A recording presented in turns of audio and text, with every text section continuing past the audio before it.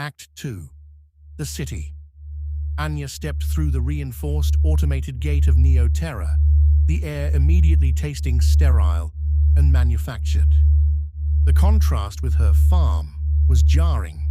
Here, the haze was filtered out, replaced by a perpetual twilight glow reflected off gleaming chrome towers. High-tech efficiency ruled, but it merely hid the deep social inequity. The lower sectors were crammed and dark, fueled by the waste generated by the bright, upper-tier citizens. This was the true nature of her conflict with the modern world. She navigated the lower conduits, avoiding the silent, patrolling maintenance drones until she found the resource management hub. Behind a console, surrounded by holographic schematics, was Kale. "I need a filter core, 804M series," Anya stated, her voice tight, "for an old analog unit." Kale didn't look up. Analog? Non-registered scrap? He finally glanced at her, an expression of clinical disdain on his face. "We don't support waste. Your farming method is an inefficient drain on the atmosphere and resources we work to stabilize. We melt down those obsolete units for new material." Anya felt a surge of helplessness.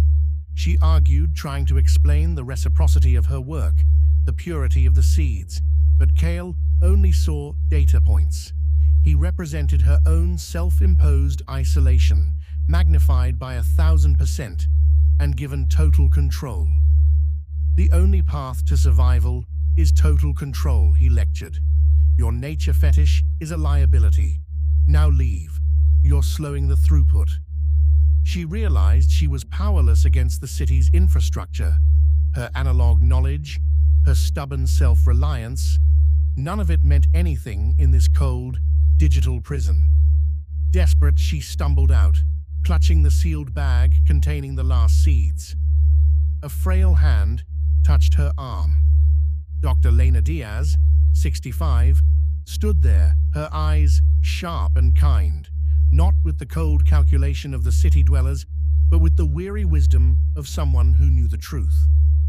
"The seeds," Dr. Diaz whispered, recognizing the significance of the bag. "They have potential. My name is Diaz. I run The Root, a network dedicated to decentralized rebuilding. I saw Kale turn you away." Dr. Diaz led Anya to a hidden sub-level. She offered a deal, a new filtration system, the 804M, in exchange for the seeds, which she needed to distribute to the Root farms. Anya's fear returned. Giving up the seeds meant losing her last physical link to grandmother Elara. She wavered, unable to trust fully. Suddenly, alarms blared. The lights flickered violently. A screen flashed. A RH overload. Power failure imminent. A major section of the grid was failing, threatening to lock down all exits, trapping them. "Kale's ARH is overloaded. He won't reroute power. He'll sacrifice the lower sectors to save his hub," Dr. Diaz yelled, scrambling toward her escape vehicle. Anya saw Kale's single-minded focus, survival at the expense of others. It mirrored her own past isolationism. She looked at Dr. Diaz, seeing the embodiment of shared stewardship. Anya made a split-second decision. Grabbing a simple copper wire and a circuit disruptor from her pack, a piece of her grandmother's old analog tech, she raced to a local junction box. Ignoring the pain of the electrical discharge, she bypassed the lock and shoved the disruptor into the housing, temporarily forcing the junction to divert power, not to Kale's hub, but to Dr. Diaz's vehicle. Kale's voice roared over the comms, but it was too late.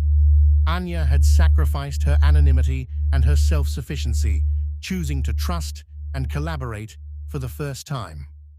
Dr. Diaz sped away, the new filter core safe, and Anya slipped out into the chaotic, dust-choked night, ready to make the long journey back to her farm. If you made it this far, thank you.